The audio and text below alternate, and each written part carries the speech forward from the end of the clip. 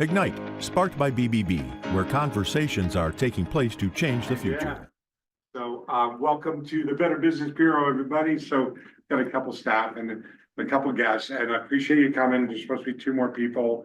If they show, that'd be great. But what we're trying to do is Lindsey will tell you about herself and give.org, and you'll learn about it. Evie has been working on, she's got the Ignite colors on quite a bit. Do we want to use them? Yes. Probably for that. Sorry. I'm watching you both wait. Please. I take the point. And we do this not just for the small office, but we're recording it also, correct? And that's where this is the owl. So everybody say hello to the owl. And it picks everybody up around in circles. So don't fall asleep. Don't do anything bad. Don't get on your phone because the owl knows. Because the owl will follow motion and know it. Do you guys have this at your board meetings? The greatest invention ever. So, but welcome in. And so what we try to do, this is way out of the comfort zone. So I've got 1, 2, 3, and maybe 2 more showing up victims or people in the community that are going to hear something different. So I am very outspoken about this particular messaging in our community because I believe we are out of control giving away money and not fixing anything. I think we are lost. When you start hearing the numbers from Evie, and she runs our Ignite program, and these spark conversations, when you start to hear the things that she's done research on and start to realize how things are going, we have a list of questions in 6 areas. 6 areas. She's going to pull them up. You don't have it in front of you. We're going to go, yes. So we're going to go down the line, and she's going to give you a certain amount of time. You have 1 minute to answer a question. That doesn't stop. We can hook this up real quick. So we have 1 minute to answer, and you'll start to understand what we do at the Spark Conversations also, and the why. You can take this idea to any meetings you go to, and you try to herd cats, and you try to get stuff and stop the people lecturing like I am right now, and shut them down. This is the way to do it. You get a time clock like this. Because I'm sure at board meetings, supervisor meetings, oh my God, I'd love to hear, that was a nonprofit. Rob, you talk about that after 11 o'clock. I would love to hear about that. And here, because Steve was a supervisor 12 years, 8 years in Chesterfield County. And so it's got a unique knowledge. But when we go to, Evie's going to pull up questions, a topic area and questions, and you'll start to understand. And then you're going to say, well, why do I have this piece of paper? What we like to do, you don't have to put your name on it. And in the staff, we should all answer these questions. We don't need names, but you're going to write your answers in because we're trying to build our future programming off of input from the community. So you guys are not a random sample. You are a select few that were chose to be part of this mission here. So without anything else, did I lay anything out? Leave anything out? Everything's good. You could introduce Lindsey in a moment. You can start talking, whatever you do, your program. Go.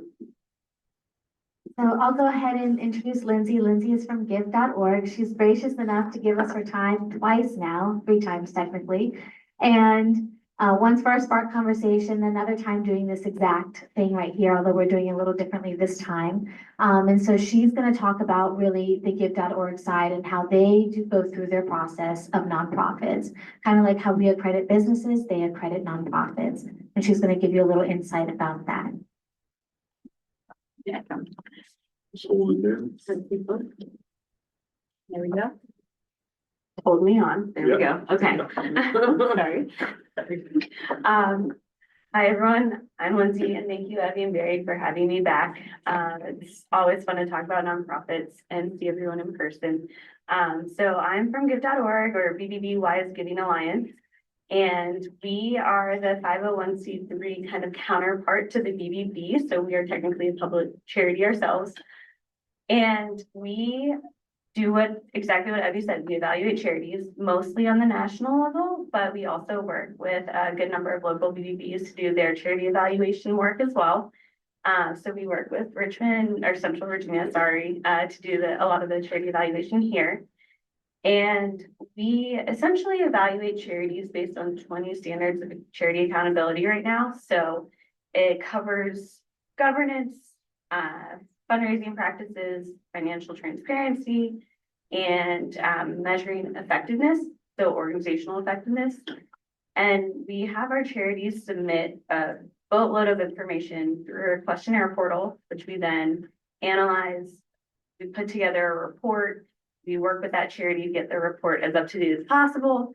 And then that goes on give.org. So you can access this charity information that we evaluate on give.org. If the charity meets all 20 standards of accountability, they are accredited with us. So that's how you become an accredited charity.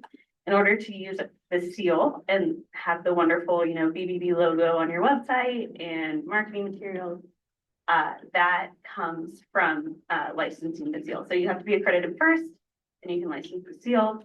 If you don't meet all 20 standards, it will still be published online, and you will have an explanation as to why you don't meet. So this is meant to be a public resource. We want to ensure that people, when they're donating, have the tools to make accurate decisions, find that information easily, and donate with confidence. So that's in a nutshell what we do. That's it. Good. So you're gonna learn how your future giving or future places you get involved in, how to do the research ahead. And so at the end of this conversation, the conversation is gonna drift a little bit from give.org. And it's you're gonna learn give.org might not accredit companies or nonprofits that raise under 500,000 or something like that. And we'll learn more as we go. So everybody's gonna take it from here. I'll be your mic. You're gonna be the timekeeper. 60 seconds. We cut you off. I've never done this part since our first Spark Talk, right? But I'm in charge of the mic, and I will go around one time. So if you don't want to speak, don't raise your hand after I go past you. I'm not coming back. I'm just telling you. That's the rules. And then 1 minute, Josh will tell us when to bring the. Go ahead, Josh. How are you going to tell them? How are you going to tell them that their time is up? You have it, or we want to use that, or no? We can use it. Because some of these people have never been to a Spark. 2 people have never. So 2 out of 6 have never been to a Spark conversation. This is exciting. We don't have to use it. I think I have it. It doesn't. Instead, Crystal will sing it. 60 seconds.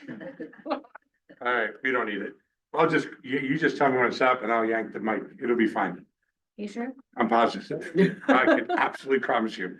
But you got to start the questions. Mic is on. So again, rules are, I'm going to start here after she asks the question. If you want to say anything, you got to raise your hand, because I'm not coming back, and I'm not always starting here.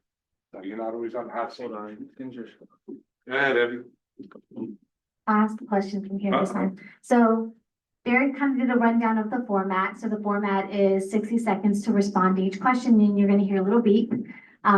Barry is going to take the mic away from you after 60 seconds, not because he wants to make sure that everybody gets an opportunity to respond to each question.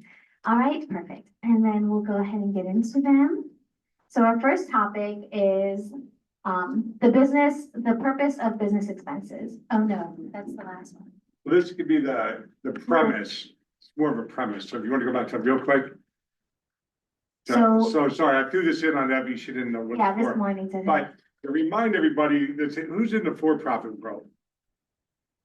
Who used to be? Yeah, it used to be. This is a good reminder of the purpose of expenses on the for-profit side. Nothing else. Either reduce another expense or generate gross profit. Period. End of story. That's how you run a for-profit. Now we're going to talk about nonprofits and donations. And at the end, we'll go back to this and see if our conversation ties together. Go ahead. Okay, so the first topic is evaluating nonprofits through transparent financial data.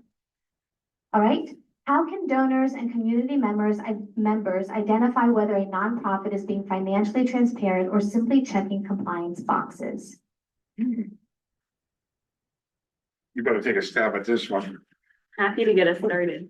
You have to on this one. Sure. So I think this is a great question. And in my day-to-day, when I'm checking nonprofit websites, oftentimes it's not uncommon to find a nonprofit listing a chart or a graphic of sorts to give you a sneak peek of their actual financials for the past year. And this is great. That's step one. We love to see that. But it's not always the most up-to-date information. Sometimes it's unaudited. So to kind of continue on with the financial transparency, and something we urge nonprofits to do is one, to have their 990 data online. So that is, again, typically self-reported, but usually based on actuals from the past fiscal. In addition to the 990, and that is public information. So if it's not on their website, you can call them and ask them for it. You can find that information on the IRS's website. It might be a little outdated. So sometimes Candid, I don't know if anyone's familiar with that. It's a great resource for just the financial data as well, online. But you can kind of check around and see the most recent 990 copy. But even more so, we ask that, sorry, just finishing, even better is when they have their audit online. We love to see an audit. Anybody else? Quick question. Hi guys, my name is Andre Karpov. I serve on various nonprofit boards.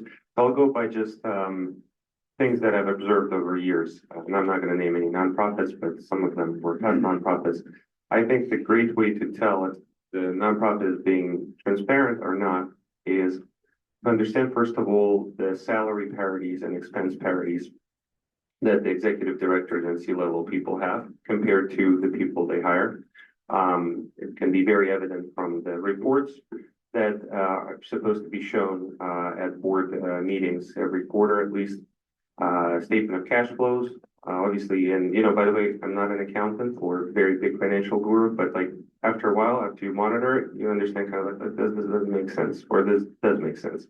So you need to ask questions, always be questioning. If those questions are not answered thoroughly, that also triggers an idea that maybe there's something happening behind the scenes. Let's say there's a situation when a nonprofit was formed by an owner in a small nonprofit where yeah,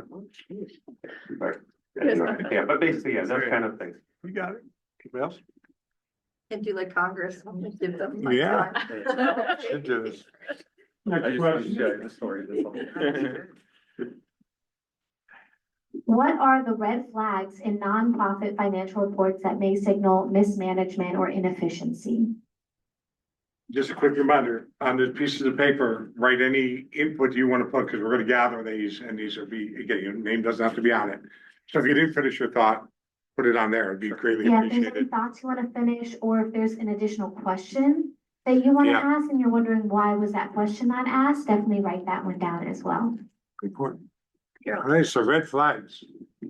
So I think one of the most basic things is the percentage percentage of expense relative to the funds being raised. Because I think that's one of the most critical markers. Now, I do sometimes find that it's not always that simple in terms of what you count, and that can still be manipulated or altered or a little bit deceiving. But I think the crux of it is how much of the money that the organization is raising is going to its core mission. And that's the most important to me. There's a minimum, isn't it? Like what they have to 20%. Lindsay would know that. There's no official minimum. For a lot of the charity monitoring organizations, we do have minimums. Ours is at least 35% or less has to be spent on fundraising. Sorry, I think I answered that kind of backwards for you. Okay. But so spending less than 35% on the amount that you are ultimately raising. So putting 35% of those expenses towards fundraising, no more than that. That makes sense.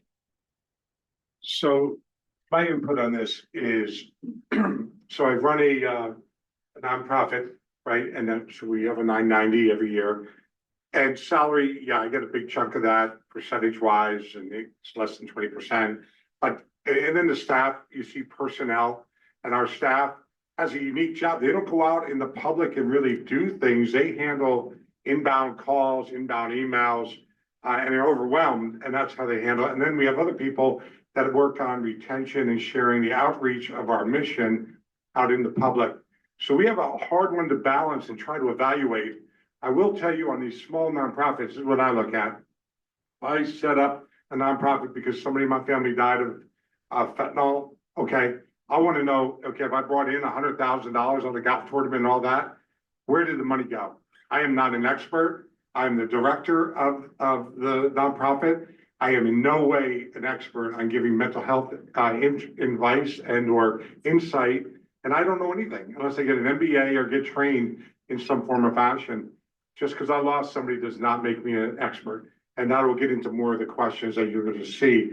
And that's where people get a little intense, a little nervous. Go ahead. How can organizations present financial data in a way that builds trust without overwhelming the public? Because sometimes numbers are just numbers.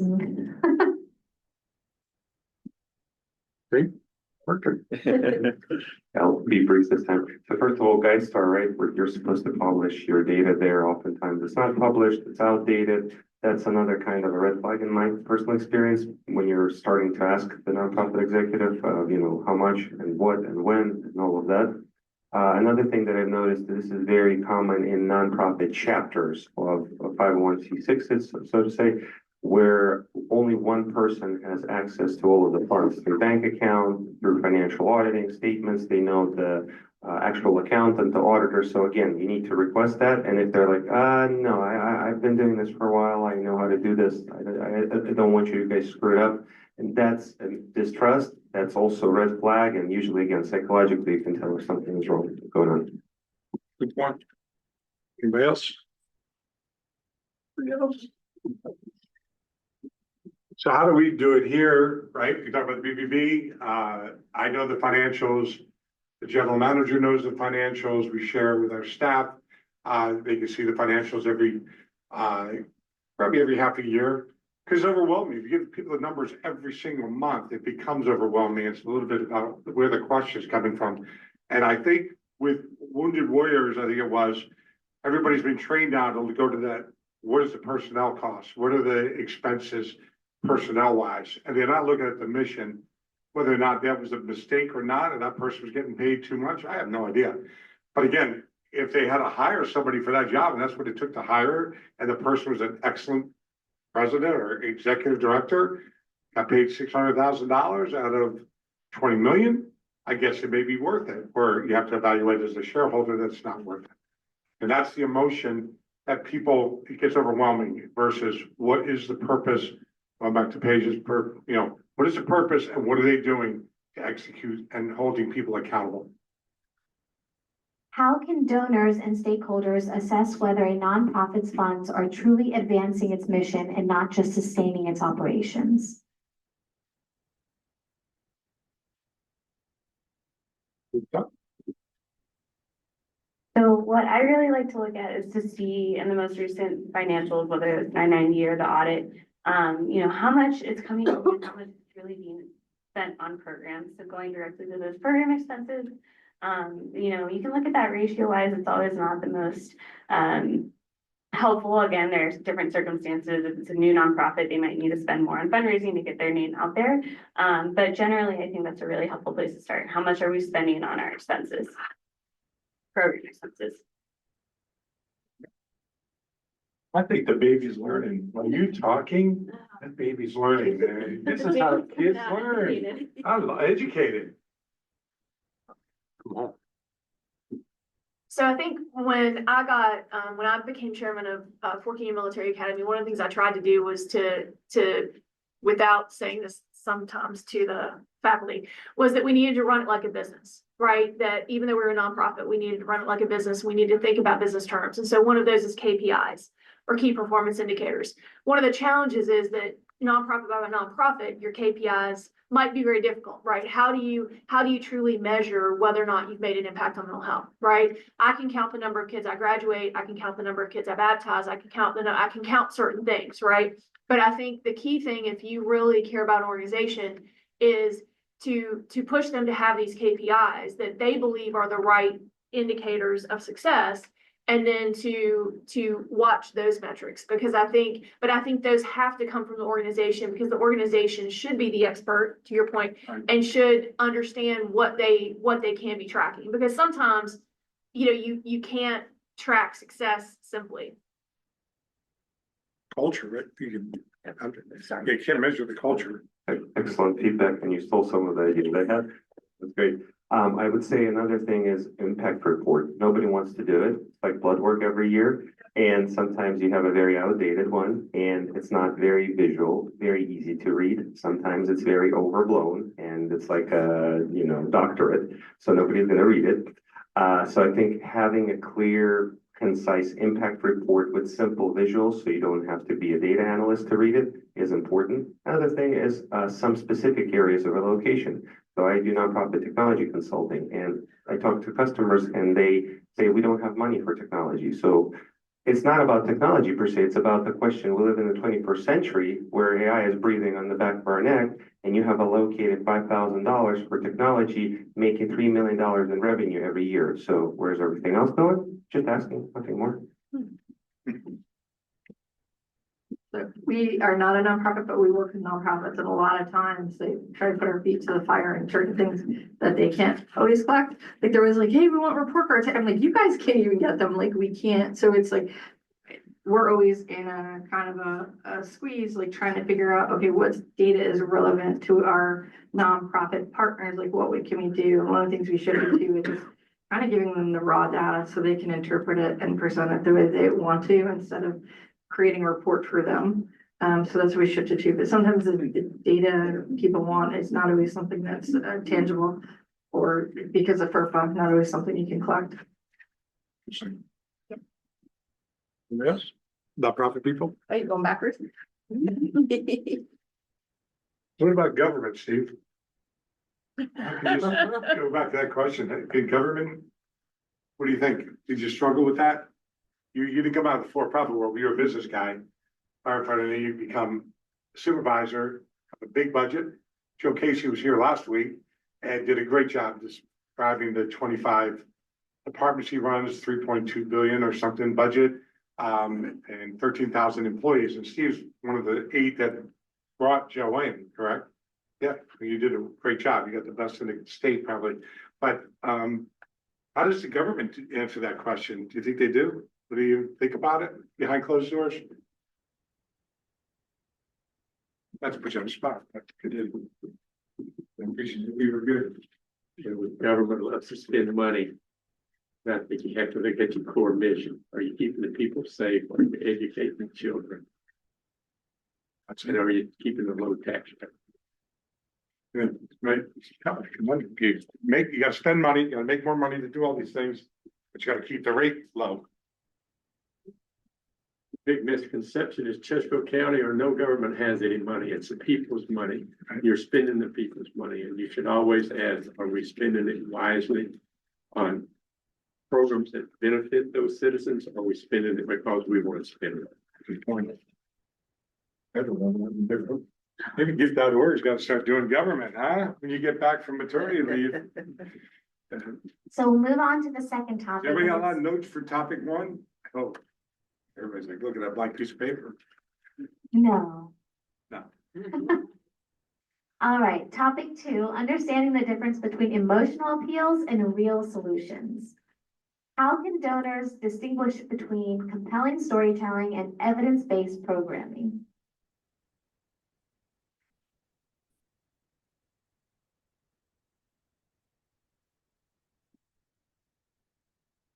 Take a stab? Good. Well, I'll challenge that a bit in that I think the first question is that you have donors. The decision to part with your money is largely an emotional decision. So I take a little umbrage with the sense that there may be some, and particularly if people are giving consistently to organization, or if you're a fiduciary at a trust or something like that, you may be more focused on the KPIs. But I think a lot of giving is from the compelling storytelling. And I think that's okay, because I think that's about effective marketing. And I don't think it's irresponsible of an organization to engage in that if they are fundamentally advancing their mission. All right. Question 2. No, you. I Oh, respond to Paige. Yes. I think what Paige said is spot on. I think everyone's made wonderful points today and I agree with pretty much everything, but the one thing I would highlight is we do see a lot of direct mail companies that come in, they're hired because maybe we don't have enough in-house help for fundraising or marketing. And that's where we get a little, sometimes a little sketchy on the details.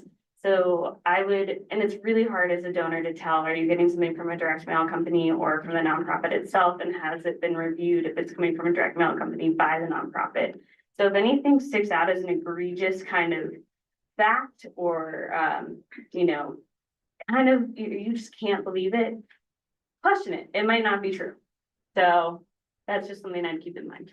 Interesting. Can I respond to that one? Let's, Because actually, I don't disagree with that, but I think it's the organization's responsibility to outsource. And I think that a lot of smaller not-for-profits shouldn't be trying to maintain people as FTEs for things like marketing, and it's very responsible to outsource. Where I get nervous is actually the ones that are the actual third parties where they're paying the fundraisers on the callers, right? Because the direct mail is easier to ignore, but the ones that are doing that and then taking that huge cut is where I think there ought to be a requirement for greater disclosure, or the organization shouldn't be using those in the first place, because it drives me crazy that the police guys do, and I hate, because I know that, but I also know that that's not their job, right? So it's a difficult issue for the organization, but I do think that if an organization sends out something directly that they've outsourced, they just need to be responsible for it. And if there's something to question it.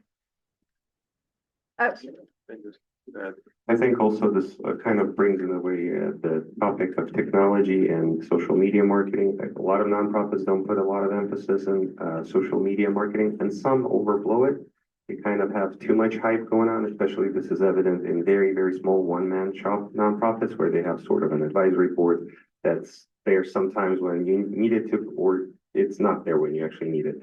But like in larger ones where they pay attention to social media marketing and they have good stories and they actually authentically write them, not with AI, which does an okay job, but it has to be real, right? And they back it up with user surveys, right? Which is evidence-based programming. And then you see the programmatic support and allocation of funds per the impact report. Everything falls into place, like things are happening. And then, of course, you meet the nonprofit leader somewhere, you shake their hands, you look in their eyes, and you're like, yeah, you are a servant leader, and this makes sense. Thank you. Are emotional appeals harmful when they overshadow the actual needs or data behind an issue? Why or why not? So I think Evie and I are going to do this one. You're going to talk about some of the research you've done in a couple of our areas. But let me tell you, Evie and I and Jeff Katz went to Liberty University last year for the CEO conference, and what sticks out to me is a question in the audience, and it went like this. Gentleman stands up. There's all these people from Africa, all the different countries are represented. Their presidents, diplomats, whatever their titles are. They're leaders of the country. And somebody raises their hand and they go, what about that little black boy in the commercials back in the 60s for UNICEF? Does everybody remember those commercials? Why is that same kid being used in 2023, 2024? And the panel started laughing. There's 7 or 8 of them. They go, that money never gets to us. It's the biggest crock, basically is what they said. The money never gets there. So the child, the real children, that's just a poster child that they're using in direct mail or whatever, for an emotional tug. These children aren't getting a dime of that money. Bill Gates, we don't want him in our country. Warren Buffett, we don't want him in our country. We want them out of Africa, out of the 17, 18 countries, however many they're down there. And I don't know exactly, but that was profound when I heard that, because I grew up with that kid on the box and going door to door. When you could go door to door, the little orange box, and you raised all the change off of grandpa's dresser. And we made a lot of money. We put in a lot of money, but that was alarming when I heard that. So I could never get it out of my mind. So we'll talk about food bank. Yeah, so I do want to preface that nonprofits are really important. They provide resources and things that the government doesn't have the stretch to do. And they're people that volunteer their time and their work and their skills to help their community. However, the number of nonprofits in ratio to the results in which they're trying to find solutions to things is staggering. And when I say that, I'm saying I'm referring to the not over 9,000 nonprofits in Virginia alone. And to reference, when I did research, there's, I think it said $60 billion in revenue for food insecurity every single year in Virginia. And yet food insecurity is supposed to go up this year, 0.97%. So where is that $60 billion going, and why is the problem getting worse? And then comparison to that, we're looking at $16 million for alcohol and substance abuse, and yet it's gotten doubly worse in adolescents and adults in 2024. So when you think about that aspect of it, I question myself, and I'm a huge advocate for nonprofits. I mean, I work for a nonprofit, but I think we need to start looking at, and we'll see at the end of the presentation here, there's a slide that says root causes. And so, yeah, my emotion is attached when I donate my money. My emotion is attached. Like, I donate to St. Jude's because I've had a lot of people in my family that have had cancer, right? And I donate every October. My birthday is in October too. So of course, Breast Cancer Awareness Month is a big deal for me. But these things are some things we need to start asking ourselves. Just like we have to be responsible consumers when we're shopping locally, we should be responsibly giving our money to nonprofits that are, I like to call, walking the walk and talking the talk. So. I think you said it well, that we start asking ourselves some difficult questions, and it's not just that. It's just the right thing to do. It's just, we have to do this. Crystal, I'll put you on the spot. Can you talk about the food bus a little bit? Could you share that? Just- Feed More Bus goes to local YMCA branches, and any child in after school care is kind of forced to go on the bus and take food. It doesn't matter if there's a need for it, or if there's not a need for it, they're required to do it. And my daughter's one that's required to do it. And when I've asked them, like, I don't have a need for it, like, please don't make her, it's based on, we don't want to single out the child that does need it. While that makes sense, there's still a large waste that I think is happening across the community. Thank you. Yeah, it's a personal story, and I wonder how many out there. And then also you hear that, and you wonder why hand up, old school mentality. My grandfather taught me, but that's the uncomfortable part. So do they just want raw numbers? Do they want to just keep saying they're serving more people to then get more money to then feed this machine and get 200 churches in Chesterfield now to 300 to, provide staff and everything? And I've had arguments with people saying, well, what are you going to do? I said, well, one thing we could do is let people just shop at Food Lion like normal people, and let kids grow up without being in a car line for 4 hours, waiting with a handout, being taught this generational thing. Just give them a way to go to Food Line and get their food. They don't have the money. And the novel idea would be like something called program called food stamps. Barry, that doesn't work because they sell them and this. Well, figure it out. Because if you think they're picking up their food in Chesterfield County with Kim in their nice Lexus and Cadillac and aren't selling some of the food, or not offsetting their food expenses on the backs of this nonprofit, you're sadly mistaken. So you got to go out and visit and observe, and don't just drink all that Kool-Aid. Nothing's right, nothing's wrong, but you have to ask some of those questions. Yeah.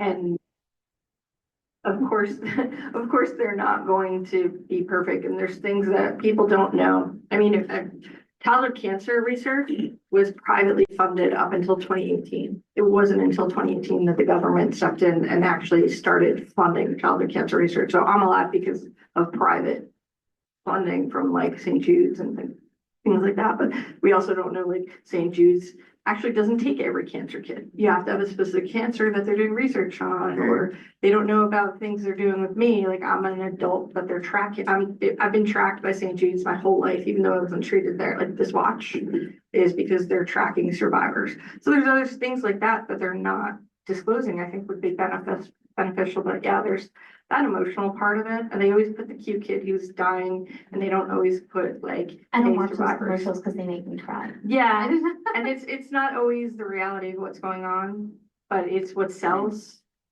Even Make-A-Wish, I had an argument with them. I'm like, I'm a wish kid, like put me out there. No, you're not what people are gonna donate to. So and it's not all the Make-A-Wishes, it just happened to be a certain chapter. So.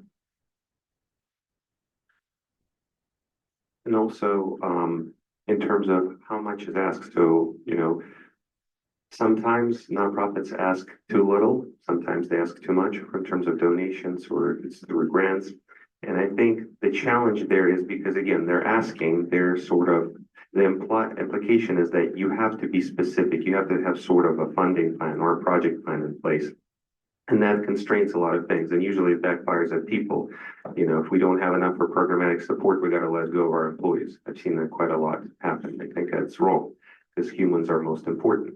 So I think the idea is to find funders or donors that would be, my favorite word for those of you that know me, agile about the way they would approach funding, and they would understand that it's more of a business, even though it's a nonprofit. There's still some cash flow implications. Something's coming in, something's going out, and there needs to be reserves.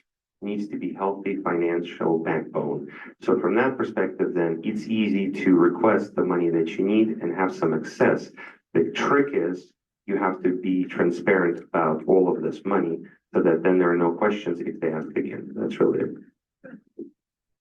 I 100% agree with what you said.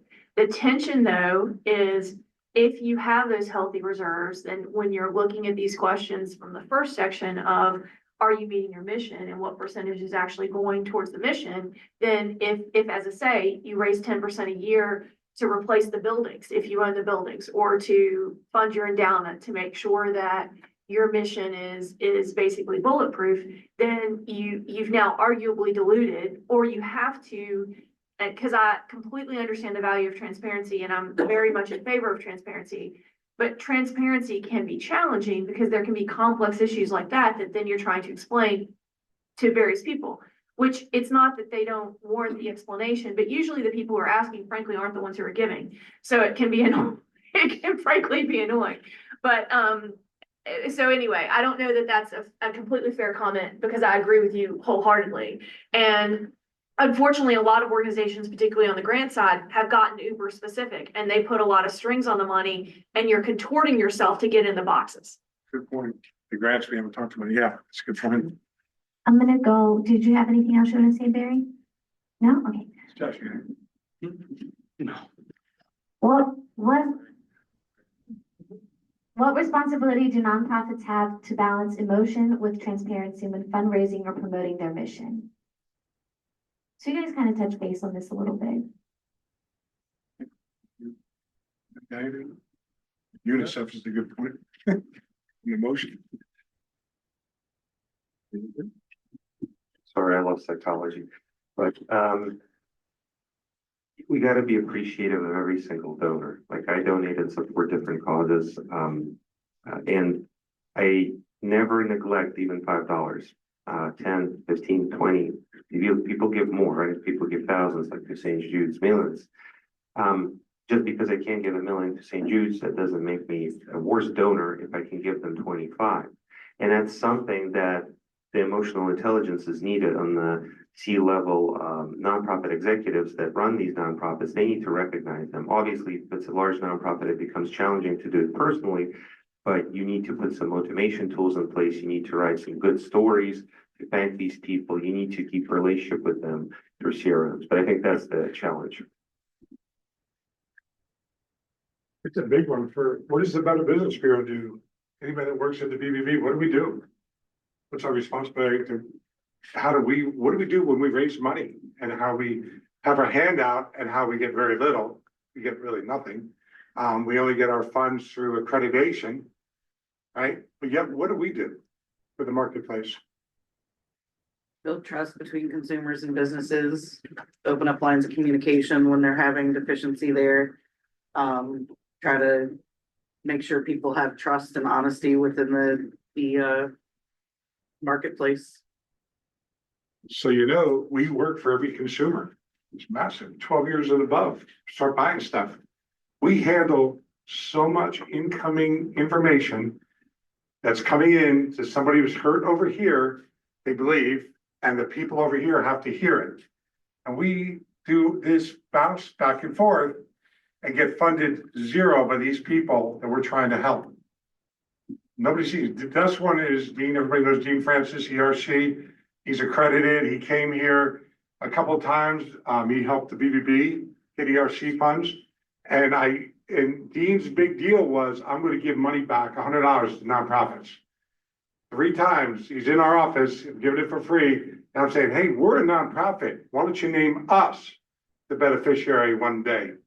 Never has he named that, because he didn't see us as that emotional. We didn't have that poster child. We don't have a poster child. We just have all these people. The man last week, $50,000 ripped off of Bitcoin, off of Facebook, and still willing to give more money to these criminals. Right? So it's we don't have that poster child. We just don't. After 113 years, we don't have a mascot. We don't have Nutsy, which I wish we did. But I was told when I started, I said when I started mascot, if you remember, we all drew up things, and I was told by our umbrella, we don't need that. We're known for what we do. Well, we're in a business that makes zero business sense. Why would we do these people, help them for $0 in input or financially, and help these companies that do help us stay above board because they're accredited, but then the majority of businesses that we're taking heat for are not accredited, not doing business the right way, but these people didn't check before they did business. Tough Yeah. question. I had no idea this was a nonprofit, to be honest, until I signed up. Better business group. Yeah. Isn't that crazy? And we're not a government agency. You hear me say that every time.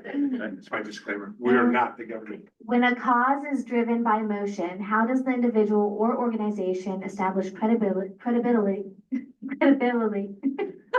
Say what? How do you spell it?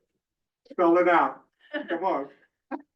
As an expert, sorry, I'm no caffeine for the next month, so. You're starting to get like me. We're working together way too long. All right, credibility. Yes. There you go. We got so much. Just bringing personal stories with respect to Love that. I think let's look at the volunteer side as well. A lot of nonprofits utilize volunteers. That's a common thing. Volunteers, my director of volunteers is one of the nonprofits. And I can tell you, a lot of times you talk to nonprofit executive director, small to mid-sized nonprofit, and they have this like, sort of like French Bastille kind of a speech where they're going to conquer the world and they're going to save children and do all of this. When it comes to talking to a volunteer, they look at them and they're like, you owe us your time. You owe us everything. You got to do it. Like they're taken for granted. And I think that's where the parity does not exist. Again, you got to understand that they are your team, interns, board members that are working. So build that credibility through emotional intelligence of empathy and compassion and actually looking into what's happening in the lives of those people. I've seen situations where, for example, I've been busy. I said, I'm very sorry. Can I get back to you later? No, it's okay. Well, we already reassigned it to someone else. That's disrespect. Right. So again, understanding those things is just not very important. Tell you that one right there is, so real life, on my phone, right here, real life. Here's your credibility. Sarah Scarborough, Dr. Sarah Scarborough, runs this program, has done the due diligence, has worked in the Justice Center down in Richmond, has dealt with inmates and people that are using, and has gone through all the way and now runs real life as a doctor. Now, does education mean everything? Education and work experience means it all, right? So that's a good example of doing that. Carl Leonard with the HEART program hired Carrie Rhodes. Now, Carrie Rhodes lost a child to overdose, okay, or suicide. I forget which one she was. I met so many different people. I don't mean to belittle it, but Carrie Rhodes is a doctor. She's got an MBA in this before her child had the issue. So now she runs the HEART program with a sheriff that's a cop. He doesn't know all these things. So his credibility would be very minimal in my mind. I don't care how good of a friend he is of mine. but I would call them out saying, you're not really the expert like Sarah is, but you bring Carrie Rhodes in to run the program. Well, now I believe you elevate to a high extent, so. go ahead. Could I add one? Yeah. It's for the baby. I think it's tough, especially as a newer nonprofit to establish that credibility, but I think a big piece that can help is having a really fleshed out board, a board that can bring experts in, like Barry was mentioning, so people who are the experts in the field can come in and help with the governance and the oversight of the organization as they strive to become the legitimate leader in the field. I'm not an expert at anything except maybe restaurants and hotels. That's about it, because I grew up in them. But I have experience with communicating with people. I think when you work in hospitality, you teach people how to people. That's what they say. And so I think being able to do this and ask people questions and communicate with them gives me experience, but I'm not an expert in it. I don't have a psychology background. I studied broadcast journalism in school.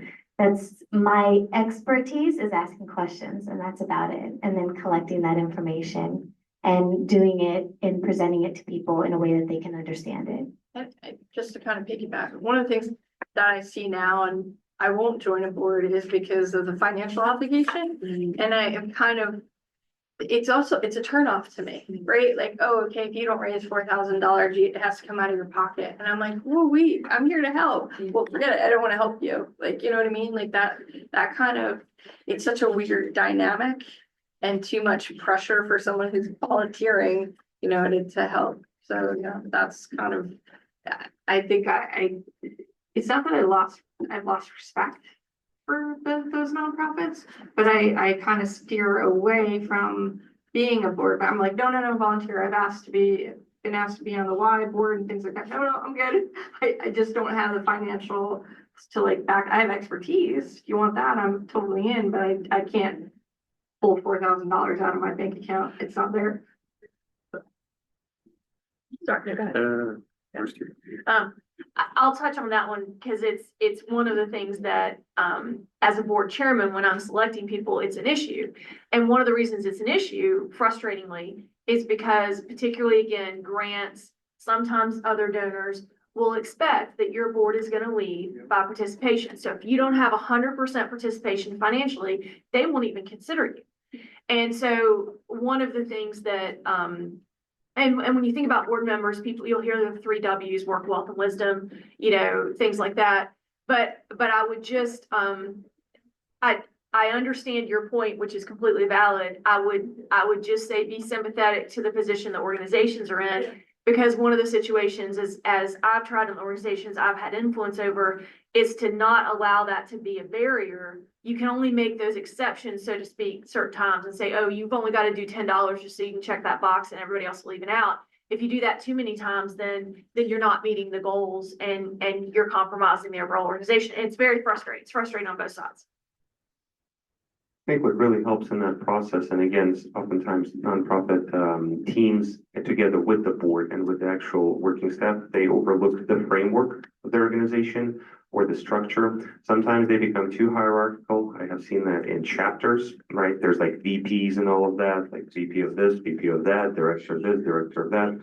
But realistically, it's about getting things done and about a cohesive teams. And for that, we need framework for the modern world. Again, I'm going to say my favorite word, agile framework.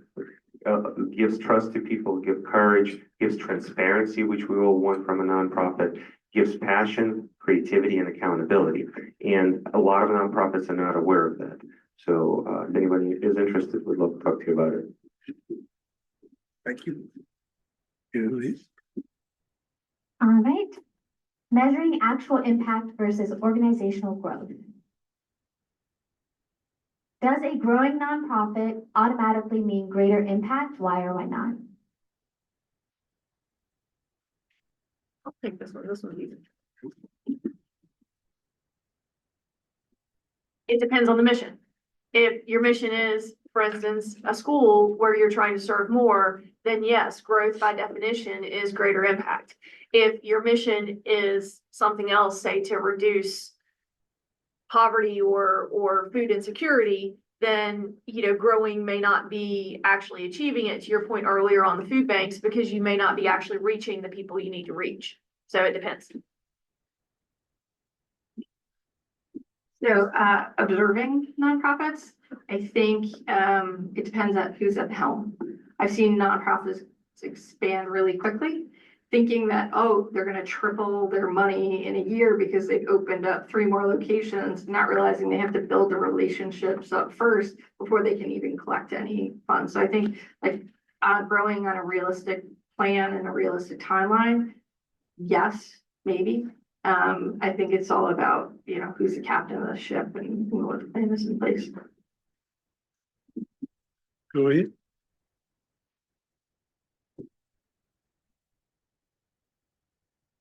How can nonprofits avoid the trap of scaling just by visibility instead of deepening their community impact?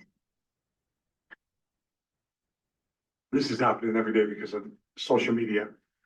People are able to appear to be making a difference. I watch a few nonprofits, and when I see them get to the governor's mansion or executive, house or whatever where the governor lives, and pictures with the first lady and the governor, it doesn't matter about party. When I see nonprofits after, since 1999, I moved to Richmond. When I see those people getting to that level, and I've already done my research, I've looked at 990s, I've looked at their mission, I've looked at their cause and what they're really changing. That's the sign that they're not really doing much they're worried about themselves being seen on a pulpit, and it happens every single day. And the way I have all this arrogance about me, or this air, is because at Haley, I did over 600 nonprofits, did Showcase Richmond. So similar to what Keith is doing with the 50 or the 007, I knew Keith in the beginning, right? And he learned what I did. Mike King learned what I did. And people have taken off on that, but it was all because of Showcase Richmond with Chip Tarkinen and Barry Moore and Haley that paid for it, that brought in over 600 nonprofits. And I started sitting there probably halfway through of 12 years. I did this every Sunday. And I started wondering what this person was saying in front between me and Matt or me and Chip. And that's where give.org became critical. So I used to say to people, I'm going to do the research before I put you on this show. I'm going to do the due diligence because I don't want to give you a platform to promote something that's not really there. So. All right, ensuring nonprofit accountability in Virginia. What tools or systems currently exist in Virginia to hold nonprofits accountable, and are they enough? The whole country. I was gonna say, I am not the Virginia expert, so unfortunately, I can't tell you specifically for Virginia, but I know nationally, you do have the IRS that requires you to register as most types of nonprofits. If you are a church, you may not have to do so, or another religious related one, but that's always good to check with. And then at the charity monitoring groups, give.org, there's others like GuideStar, Candid. Sorry, I realized I called them Candid, but that's their new name. But other things like that are holding nonprofits accountable from a kind of third party perspective. Anybody ever think about if we got rid of the nonprofit status? I've been doing a lot of thought on this and wondering what that would change in the world of Better Business Bureau. If we got rid of that status and it was a for-profit, what would that change? It would change a lot of how we structure ourselves and the things. We would not handle complaints for free. Because that's insane. Why would we do it, right? How does give.org get paid? People can check information all day long around the world and pay nothing, correct? It's free. Free source. So we are only 2 organizations in the world probably that do this for free. And it's kind of insane, right, for what we do. So we would change our business model. I'll be retired. Crystal will have to deal with that with Chad and Evie and Josh. Yeah. How can the public play a more active role in ensuring nonprofit accountability at the local level? I think when you go back to talking about it like a business, right? So there is a certain someone who does a lot of ads for all the donations they do. But I know when I go in there, they charge 300% of what I would get if I went to another location. So I go in there and I'm like, well, you're taking way more money from me, not asking me if I'm gonna donate it, right? And so they make it seem like their business is altruistic. It's really not. You're taking 300% markup from your customers and then donating and looking like, that you're doing something wonderful. I think it's also buyer beware, right? With nonprofits, it's the same type of thing. When you participate, when you put your time in, thinking about where you're donating resources, and that kind of will like show where is it worth putting your time.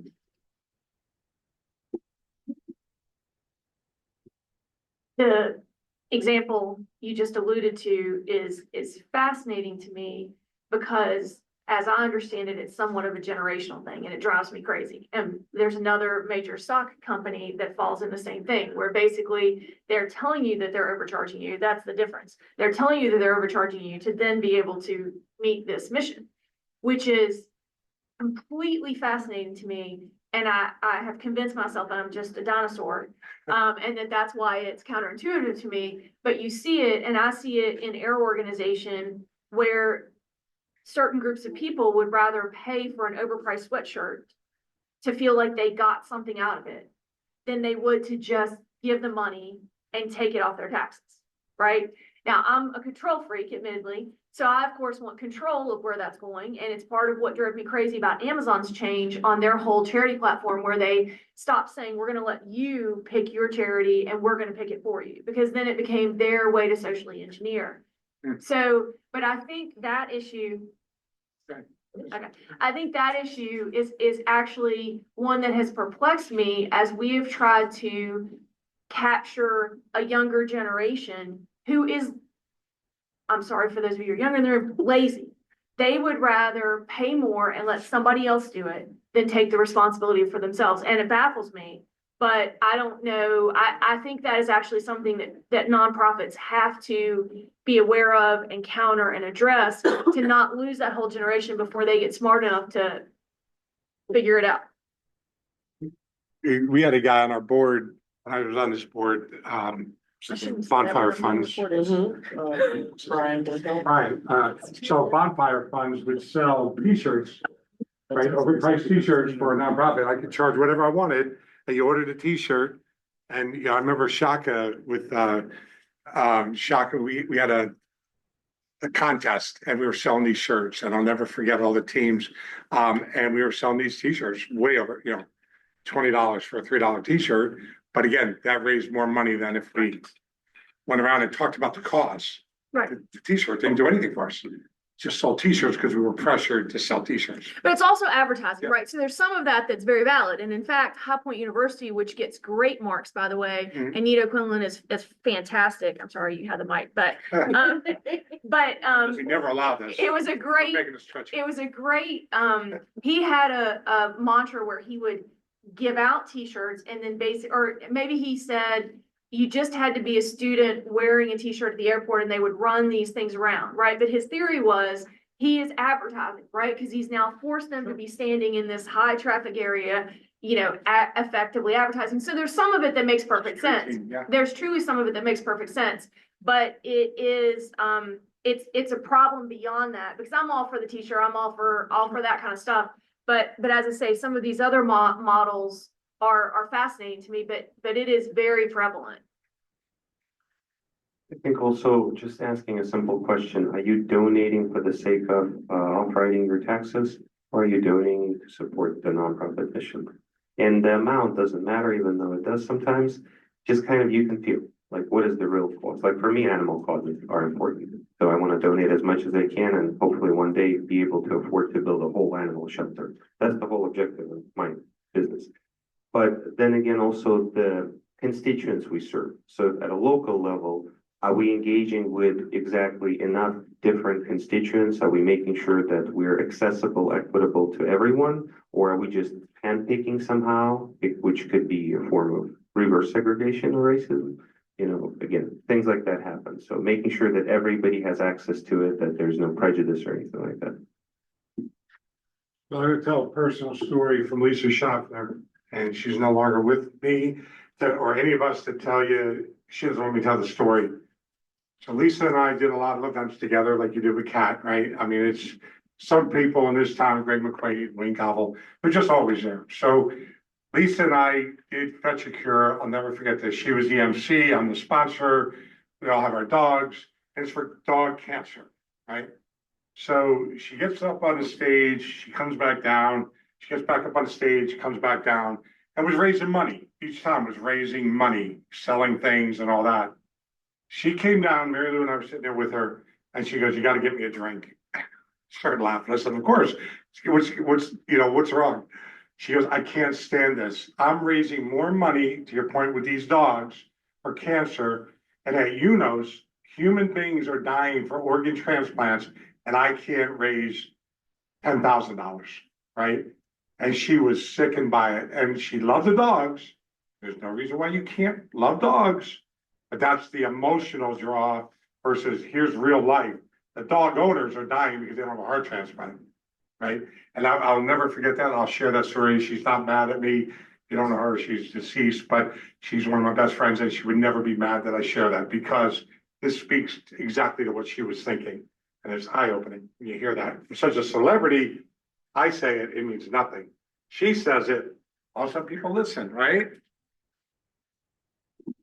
Interesting you say that. When I was fire chief, I got more letters from citizens for saving animals, particularly dogs, than I did for saving people's lives. Interesting. And Something you wouldn't even think about. I have to. You have to. Yeah. You're breaking all my rules, but I like it. Thank you. Likewise. My rules are broken. I love dogs, okay? I have a dog myself, and I think I'm sure cats, there's certain type of cats, that's to be respectful of the cat owners, that can be also cuddly like dogs. But dogs were given to us by universe for one and one reason only, which I'm sure you guys know, to learn how to unconditionally love. So the fact that you're getting letters thanking you for saving their dogs, it's extreme kindness and gratitude, and those people are forever changed by your profession and by the kindness and the courage that you guys have. So I think, just one last thing to say, I think we should pay much more attention, compassion, and support to animals and really try to prolong their lives. So, and if nonprofits can help in that, that's wonderful.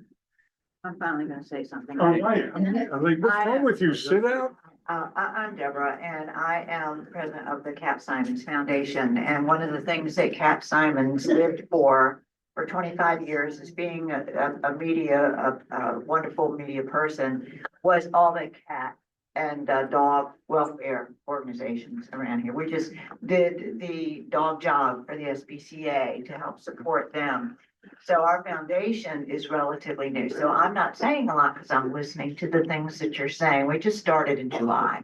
We lost her in June and we started in July. So it's still relatively raw and new, and we're doing our very best. But to your point about the animals, that is something that was her passion. People do relate because of the unconditional love that they give. But I knew Lisa as well. I helped Lisa promote UNOS as well. And having that aspect of what could be done for human beings. You talk about St. Jude's and you talk about these other ones. You know, it's very profound and it's very important. And one of the things that we have done with the Cap Simons Foundation, it's not just animals. People do think that, but it's not.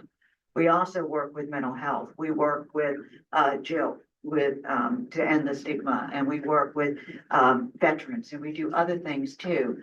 And being able to delegate those funds back into the community that we're trying to get is that's a daunting task. But I just want to say I'm very impressed with everybody here, and certainly what Barry's done. I've seen all those showcases. I know Chip Tarkington, and so I go way back as well. But I'm very impressed with the things that you're doing. I know I'm over my minute, but I didn't want you to think that I'm just a dumb brunette over here. I'm actually listening, taking notes. You were scaring me about being so quiet. I'm just I'm saying. really not that quiet. No, you're not. I love hearing from you actually and sharing. So, okay, we're gonna pick up the pace because the last question is where I need you really to get into. So go ahead. Have you set the pace? So big corporations and the question of giving. And Barry uses the example of Dominion very often. I think, what was it? Was it 14 It's a million? million energy in 23, put in the the YWCA guide where there's 800 women getting together at the convention center, and they're all spending money for the YWCA and for women call centers and everything. And meanwhile, there's 50 other nonprofits I know about do the same thing, which is boggling to me why we can't all just merge. I'm involved with Linda Hawkins on Recover Hope. Steve, I don't know if you knew her. Linda is in the trafficking down in Chesterfield County, Dinwiddie and all that.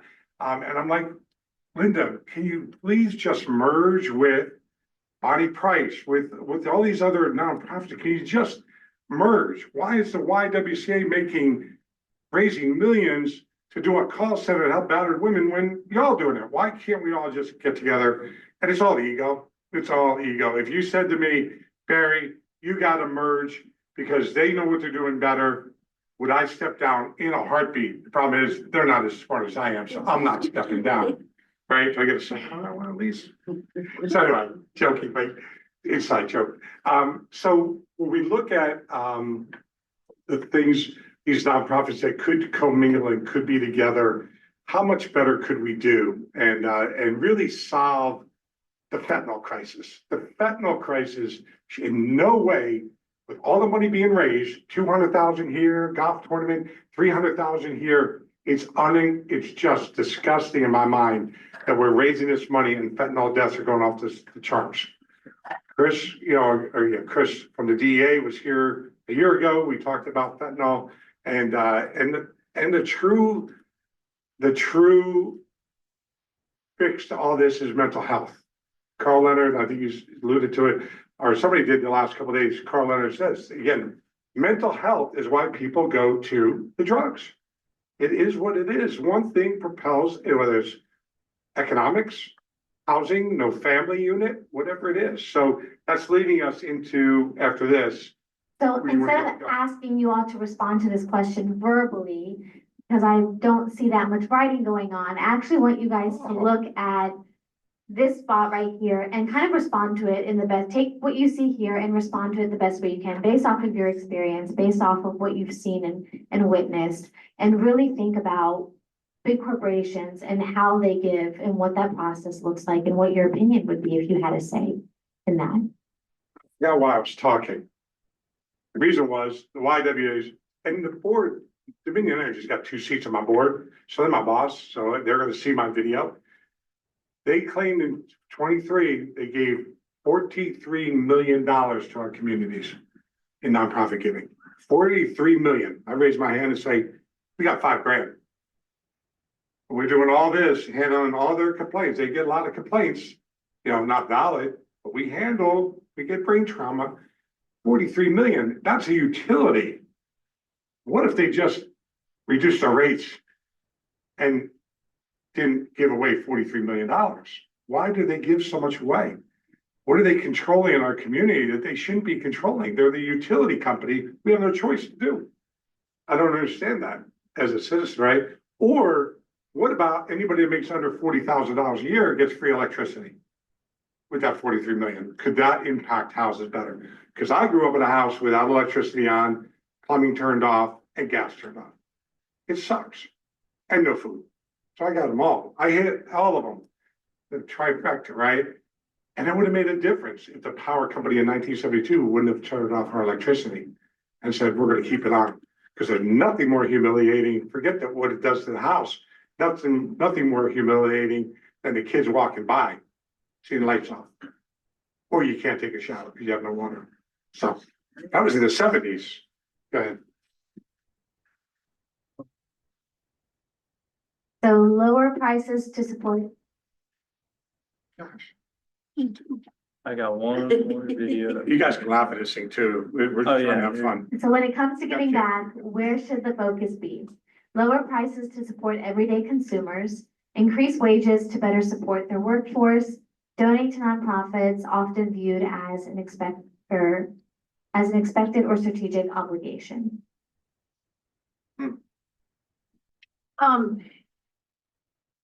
two things. As the economics major, the clear answer to me on this one is number one, right? You lower the prices because you don't want to create the inflationary environment because you want real wage gains. I do think that some of this, when you talk about the expected or strategic obligation, putting my small owner hat on, I'm not in the BBB or here, I'm down in South Virginia, right? But part of it starts from supporting your employees, right? And Dominion actually did do a good job of this. I will defend them. I don't know if it's still this way, but I was an employee, and part of what the foundation did was they matched what you did. And if you were, for instance, a board member, they matched at a higher rate.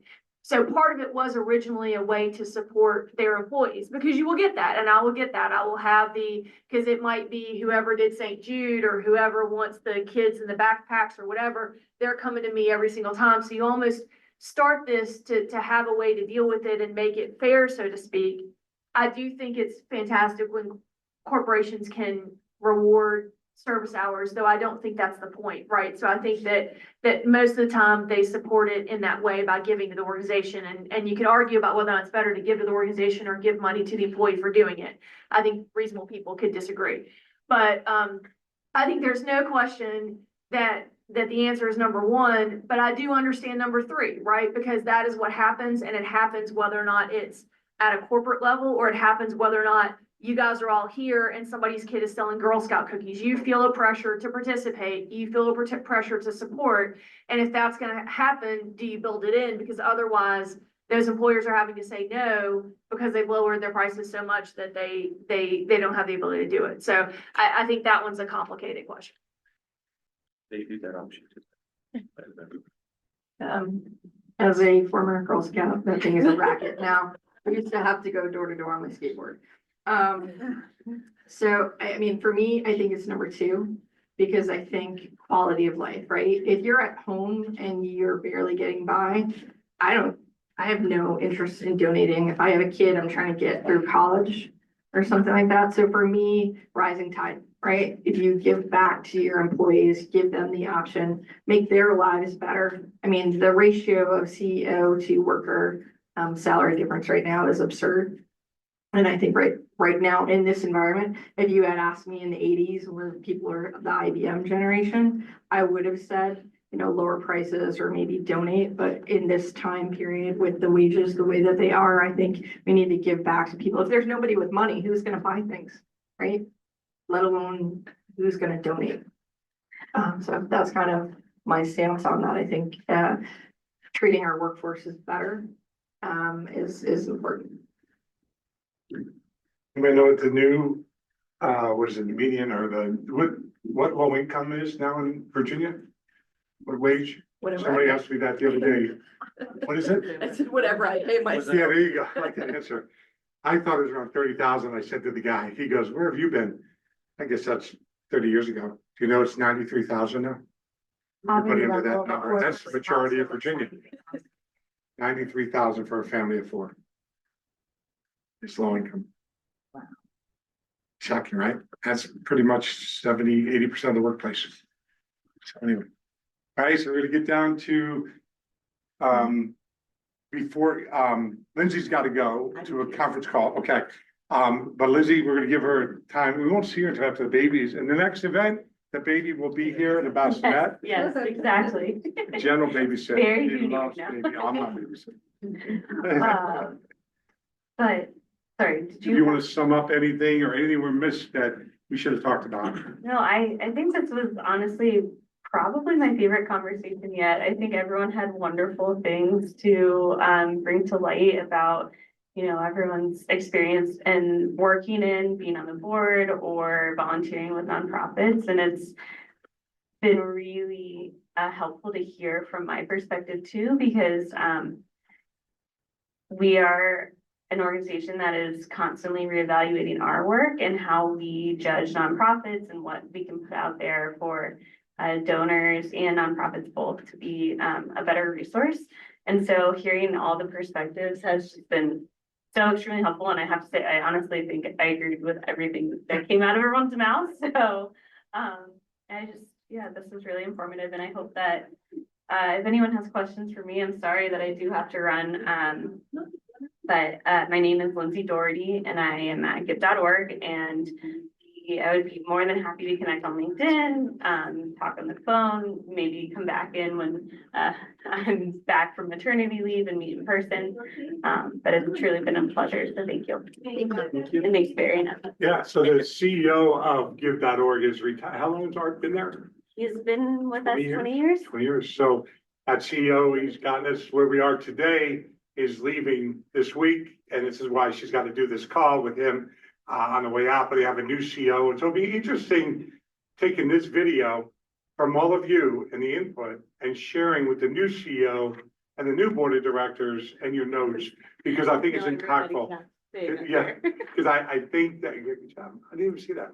I think that it's, and I sponsored give.org when I was at Haley, because I believed a lot in this and what they were providing. So Deborah, you were very quiet. I know you got to go. I do. So I really did enjoy Yeah, this thank and you. meeting all of you. I'm very impressed, and I'll be back and can't wait to hear about that baby. Yeah, right. And we'll be- So if you go ahead, you're going to get into the big question. So this is the one where I think I'm excited to hear everyone's responses from. It's root causes are covered by what we like to call Band-Aid solutions. And so they're addressing symptoms without solving the deeper issues. And are we applying these Band-Aids to the root problems? So with the nonprofits, would you say that some nonprofits are Band-Aids where they're kind of covering it up and they're not actually healing? Or are they actually getting down to the root cause of what's going on in the community and making a difference? So what systematic issues are we temporarily patching up instead of solving, and why?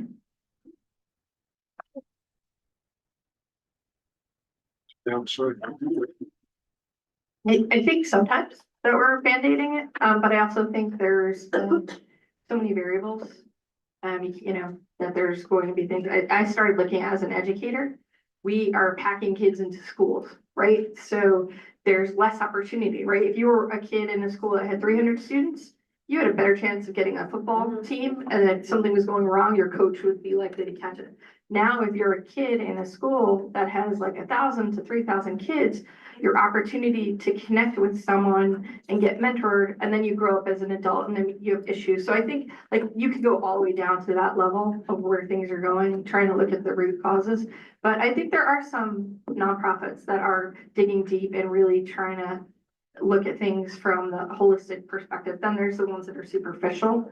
And I've seen, like what you said, people are just going on the board to be seen and connect with celebrities or the who's who in the community. Sometimes they do good things, but you don't know why the person is there. So I think it also can change from staff rolling in, rolling out what the mission is and what their purpose is.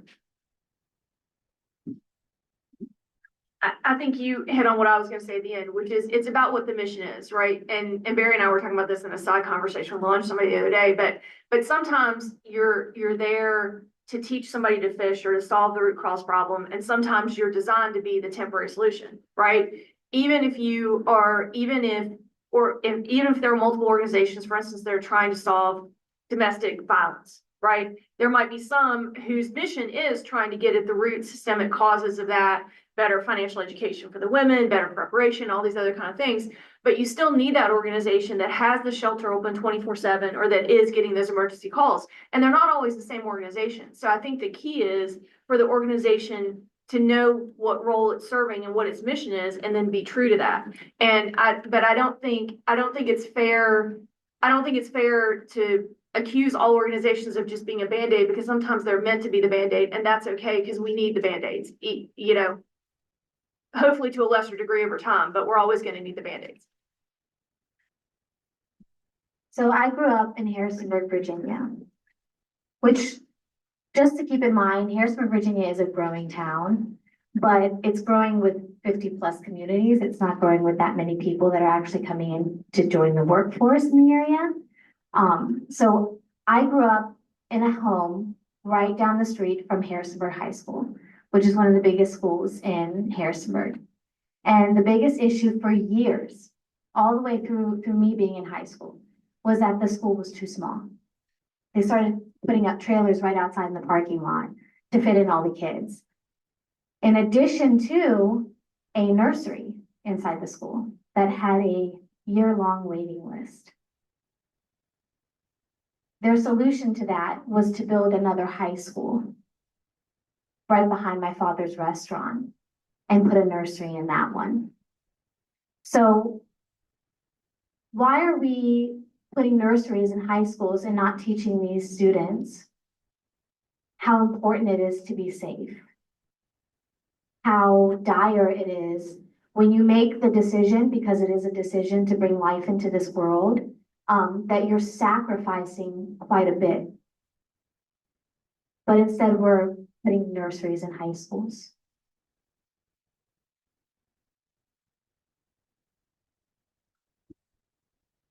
Thank you. I think you bring a good point. Not curing, but preventing in general, and focusing our efforts, nonprofit efforts on that, on education, on literacy. Those things are really important. Leading by example, like what you talked about, Barry, about fentanyl problem. Right, we can look at it from the standpoint of micro, where it's like, if people buy them drugs officially for per doctor's notes, that's one story. If they get them off the street, that's another story. Why not look at it macro from a strategic level? Why do we even need them? And you're right, mental health, because it's everybody's looking for a quick, easy pill. I need a fix for happiness in life. I need a fix how to buy a home. I need a fix how to get a career. I need a fix how to donate 1 million to a nonprofit. There is no such fix. It's a daily grind. And you have to get your mind into the right place, then your body, and then your soul. And all of these three have to be in parity. If we start teaching that in nonprofits, in schools, like for example, one nonprofit comes to mind, Voice to Men, where they serve disadvantaged communities, they try to support them, they talk to them. If you bring sports, which is very healthy, right, because of different hormones, dopamine, testosterone, and so forth. All of that slowly starts to fade away. Then there's no more question of, oh, I'm not vulnerable to fentanyl because I don't take drugs and other things, right? But all of that requires also governmental support, requires support of famous people, requires support of philanthropists and so forth. So it's a systemic problem, but I think it starts from us. And of course, adopt a dog. Yes, forgot that. All right, so if we could, the reason we want to ask your input on this, so pretend this is our new logo coming. What? Sorry, Josh.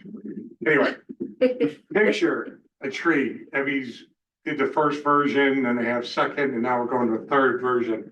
But we want this to be front and center of Ignite in the future for a decade. So down in the roots, what are the roots, root causes to all these things up here in the tree, the green area that are Band-Aids? And maybe you don't agree with that name, okay, it's not derogatory, but sometimes it is. And then up here in the sky are our corporate sponsors that they're getting behind fixing the root causes. So what would root causes be? One example would be mental health.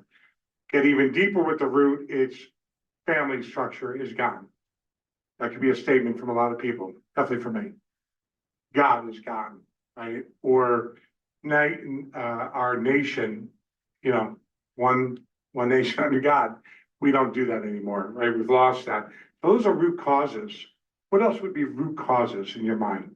Education. Okay, write these down if you don't mind, because we're gonna collect these sheets. So education is key. Yeah, these understanding these root causes, or what you guys think are root causes, are important for us to continue growing Ignite in the direction that people continue having these important conversations. We don't create solutions for people, right? We're just people, but people have these conversations and take them to other people that they know about who can maybe help them find a solution to the problem. And it's all about addressing Healthcare. healthcare. Good. That was a great one. Opportunity. And just like, and stability, right? So I grew up a single parent household, but my mom created stability. Like I knew when I came home, I had a roof over my head. I knew I had food. She did whatever it took to make sure that was that. So when we talk about family structure, I know there's, you know, the ideal, but I actually think structure is the stability. And I think we have lost values, right? Like my neighbors looked out for us. And that whole community thing where like if I needed to go to the neighbor's house, I could. We've kind of gotten into silos where we're not looking out for each other. So I don't even probably look at my hand. This is my neighbor's kid wanting to practice henna on me. Like, so it's important for me to have that community. So I think, kind of keeping that in mind, we've lost a lot of that. So neighborhood, if somebody could write that down to remind us, because I just moved to it's interesting, you're born, right? You need to be fed, you need to have a diaper, you need to be everything. And then you become old like me, and then you go to these 55+ communities, and now we're all living together again. And we're all talking about the same thing. I've been there 3 months, and it's so exciting that my wife and we don't want to leave the neighborhood anymore. It's tough getting up in the morning because we are loving the neighborhood again. We're getting to know our neighbors. We're doing things together, class trips, whatever you used to call them, milk and cookies or whatever. Well, you guys aren't this old, but you used to put your head down and eat milk and cookies. They were the best cookies. I don't need to make them anymore. Those were great butter cookies, but we go back to it. So we all know what we want to do, but we don't have a place to bring this stuff up. And that's where we are lucky to have Evie with her vision, and about this whole team enables Evie to do Ignite. It doesn't happen by herself. She's a lead, but these conversations are key. And this is why we want input from everybody, because this will last forever. Our tree will last forever. And the Band-Aids, I am right. I'll be long gone. The Band-Aids were bad fixes. I'm telling you, but I won't argue at this point because I want you to support me. But you'll start to see when we start ripping off the Band-Aids and identifying some of these nonprofits that are 9,000 nonprofits. Are you kidding me? 9,000 in one state? It's insane. That's the part. The But problem is the competing. it's the part, competing. so- I never thought childhood cancer organizations would be so brutally competitive. But then also, people think of schools and schools are nice. No, those are political too.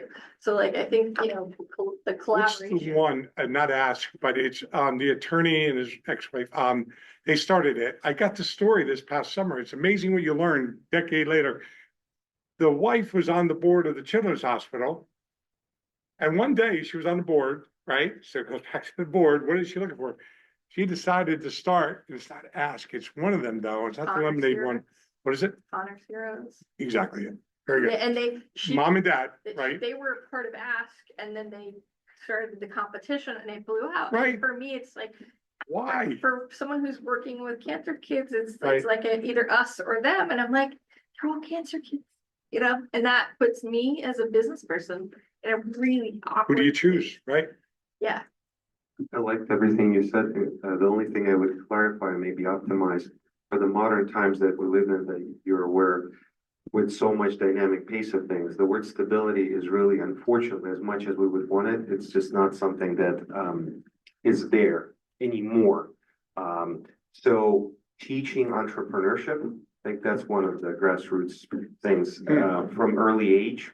It doesn't mean that everybody's going to become a business owner, entrepreneur, or focus on money. Entrepreneurship is not about money or independence per se. Entrepreneurship is about a leadership, and pairing that with servant leadership, teaching people that culture of giving as opposed to getting, and also not expecting getting from the same source you're giving, creates a true mindset of a servant leader, coupled with entrepreneurial skills that you need to be an effective servant leader, because you lead by example, but you serve people and you focus on people and you create humanity. So that could be part of education, but I think it should be classified as entrepreneurship work. Well said. Yeah, I love it. I agree. The word I normally associate with it is resilience, and the lack of resilience and this goes to my Fork Union piece. I mean, that's what the kids, and part of it is the helicopter parenting. I've been around the education side, and particularly the private school education side, for a long time, right? And it is this, and as a parent myself, right? Like, you're sitting there and you're like, okay, I want them to fall down, I just don't want them to die, right? Like, so it's like this, it is tough when you're that parent and you're seeing them more, because it used to be when we were kids, they would go off into the neighborhood and then they would come looking for me at 11 o'clock. Now you feel like CPS is going to be called if you don't know where your kid is, right? So there are all kinds of factors that are contributing to this. Not to get on a complete, but I think the fundamental piece, I think entrepreneurship is a harder concept for people to understand, but I think what the kids are really missing is resilience. It's that ability to fail and sometimes fail fast. And it's okay to suck, or it's okay to be subpart something. That's part of what tells you what you need to be doing, right? The people who can stand up here and lead these are not the people usually who can code, right? There's a reason Barry's standing up here doing this, and there's a reason there's a really great guy who's writing code somewhere. But we've gotten away from this concept in this everybody gets a trophy mentality of telling kids that they are bad at things. And that is causing them to think they should be able to do anything, even if they're terrible at it, right? Yeah, you can't teach height, right? Like in basketball, that's what you'd say. You can't teach height. If you're, and it's like I looked at my daughter and somebody laughed at me. I mean, I'm 6 foot, my husband's 6'4". And somebody's like, you're not sending her to gymnastics. I was like, gymnastics broke my heart. I was like, that's like sending her to jockey school. She needs a basketball in her hand, right? Like she is never going to be able to be successful at that. And I can see that. And so I think that lack of resilience is a fundamental problem. I think it's something we've created. I think it's a lot of what's causing the mental health crisis, because people aren't used to failing, and they're struggling with that failure, and they're struggling with just getting past it. They don't know how to fail at all. I have something to add to that, but the gentleman over here has been waiting to speak. Make sure you write that down, accepting Resilience. failure and resilience. That is not in our root cause, but that's it. You said it. Another one is too many government handouts. I know when I was on the board, the county would take pride in telling people how to get free health care, how to get free food. And we would say, a couple of us would say, no, tell them how to get a job, teach them how to get a job. But it's just the system, it just perpetuates free stuff, that it's our responsibility to take care of it. No, it's your responsibility to take care of yourself. We'll teach you how, we'll train you how to get a job. You can write that down, because I will forget. System perpetuates almost failing, or almost a handout. I'll figure out Evie will figure out what that means. That's a great point. About also lack of failure or resilience. What comes immediately to mind is healthy parenting. I wouldn't say correct, but healthy parenting. And that could be rectified or corrected by introducing early disciplines in high school and education, which are philosophy, psychology, and communication arts or communications. Those are extremely important. We put a lot of focus on history. Have you guys noticed how many people that have like history degrees, they're business owners or they're scientists in NASA or something like that? The truth is, history is just basically looking at charts and diagrams and understanding what happened, what cycles exist. But the why behind it happened, the how it happened, the process, and what happened, that's more important. So philosophy, psychology, classical logic, foundations of humanity, and communication between people are extremely important to form subsequent disciplines in everything in our lives, including, how people grow and what organizations they support or work for, like nonprofits. So we're focusing on that. I thought you were gonna say something. Oh, real quick. Based off of what you said, I grew up in 2 different worlds. I spent 3.5 months for my summers in Greece with my family, and then I spent the rest of my time here. And what I realized growing up here versus growing up there is the community difference and family. So it takes a village, right? And there, it really does take the whole village. I grew up in a small town in Greece, and if something happened, everybody knew about it, and everybody was there to help, no matter what. And if anybody found out that something happened, somebody bothered a kid or a mom or anything like that, there was, sorry, YouTube, all hell broke loose. I mean, on the news, you see entire cities that are coming towards somebody, like a mother that killed her child.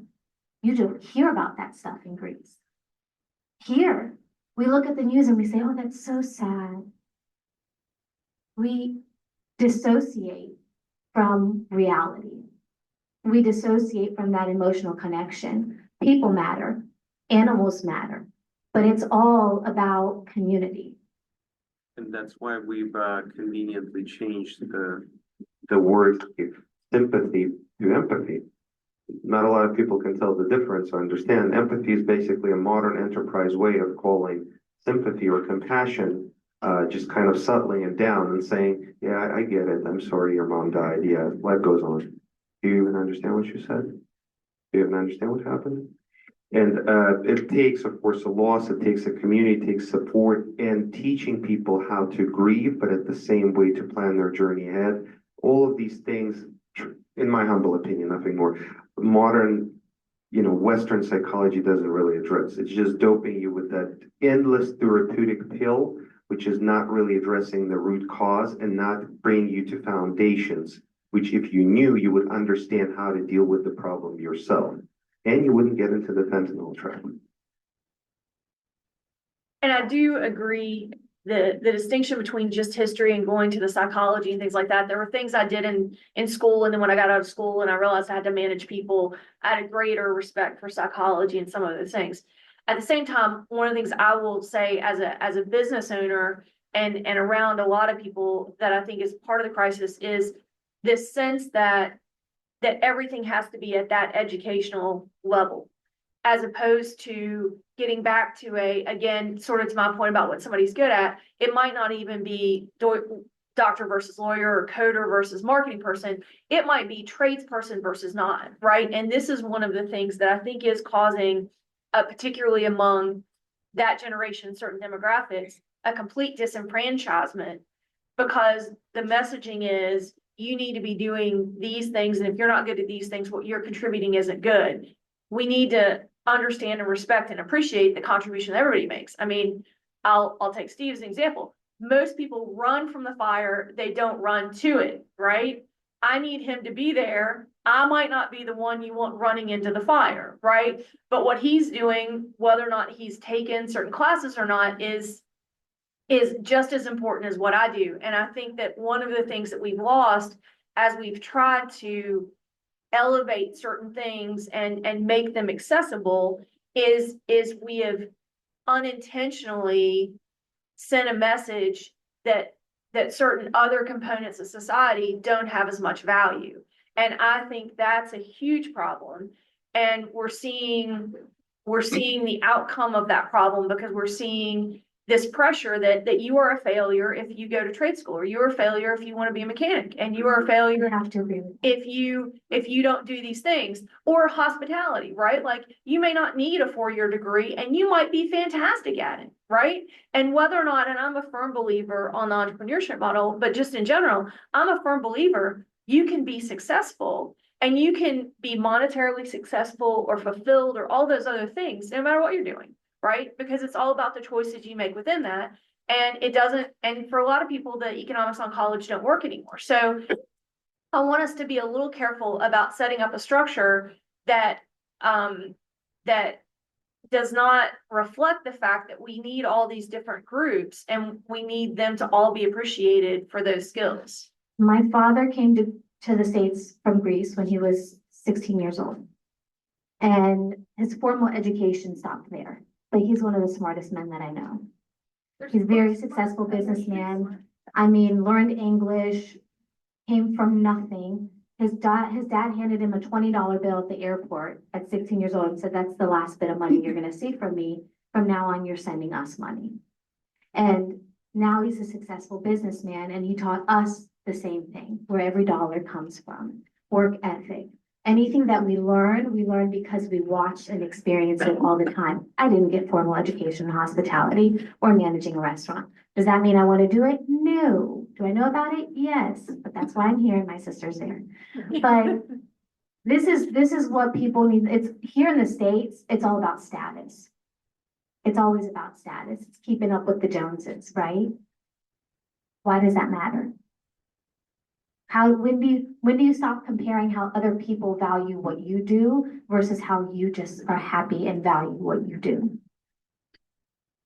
But we have to teach the kids that. Like my neighbor kids, they get presents all the time. I used to get a gift on Christmas and birthday, that was it. And these kids, you have to also be, as a community member, kind of step in. Like my kids are like, "Oh, how much?" My Afghani neighbors, I take care of all my neighbors. They're like, "Well, how much did you spend on that? How much did you spend?" And I said, "You know what? That's not valuable to me." I'm like, "Are you?"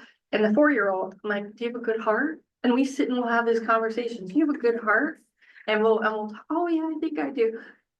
Like taking the time to reach back and have this conversation, I think that we go so fast that we forget to like take the time to be role models for the kids. Because they just see what's in the social media, and we need to be. If you're someone who's saying it's not working, then we need to step in and fix it, so. On that note, I do have a doctor's appointment. So Good, okay. go. Thank you so much for your comments. Thank you guys, Appreciate I it. love you guys, I Yeah, brag about thank you all the time, Yeah, so thank you you. know, I already try to get Keep all bringing these places to step out. One of the things I brought up last week at the event, and we'll wind it down, but I brought up when Joe Casey was here, I suggested people read the book Ben Carson or get to know Ben Carson. Well, he's so politically, isolated right now. Nobody wants to hear about Ben Carson unless you agree with politics. You read his story about being raised by one mom, single mom, and being in the dark and reading, and his success is phenomenal until he got into politics. That was unfortunately God used him, and we found out what the public will segregate that. And so I really encourage everybody here, everyone in the world to stop doing these women's awards, Black awards. As Carl Leonard said it best 2 weeks ago, and he's aware of some of these nonprofits we've been talking about in the fentanyl area. And he's saying, I said, how do you address your inmates? Do you have a woman of the year? How do you address the Black guys? He goes, Barry, we're all human beings. From the minute they walk in, the guards know our culture. We are working with human beings.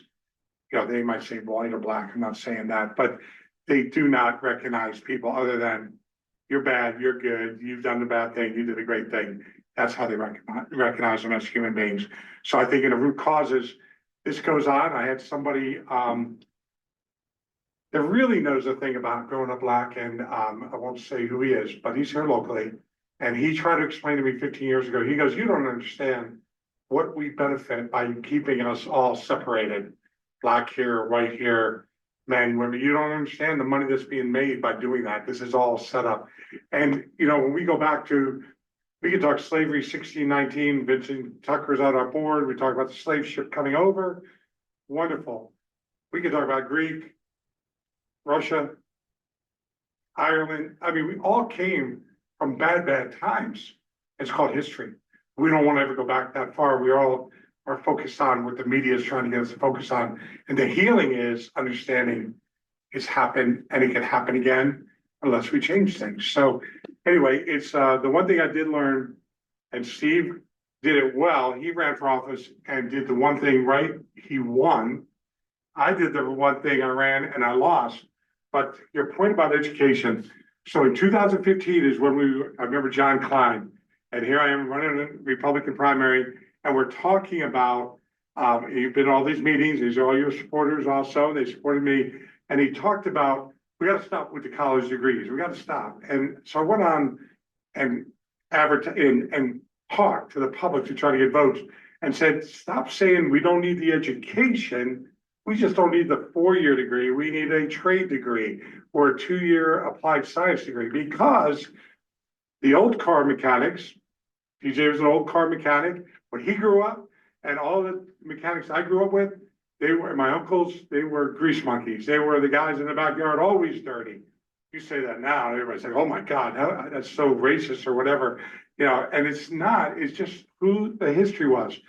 But cars became less greasy and more computer oriented. We needed women, why? Because they had smaller wrists than DJ or I. We couldn't get our hands into things that women could do. So women started getting into the car business in the early 2000s.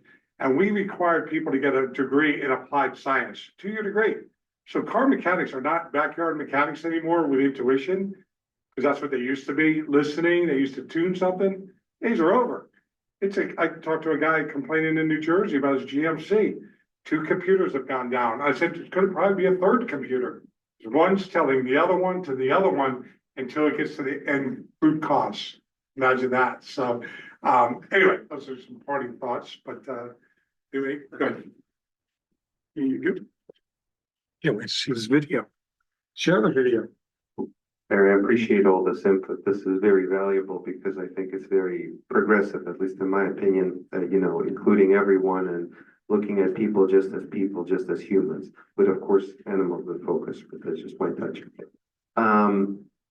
I think it's also stigmas that we undergo as a society with philosophy and psychology will help address at early age. And that is just taking myself as an example.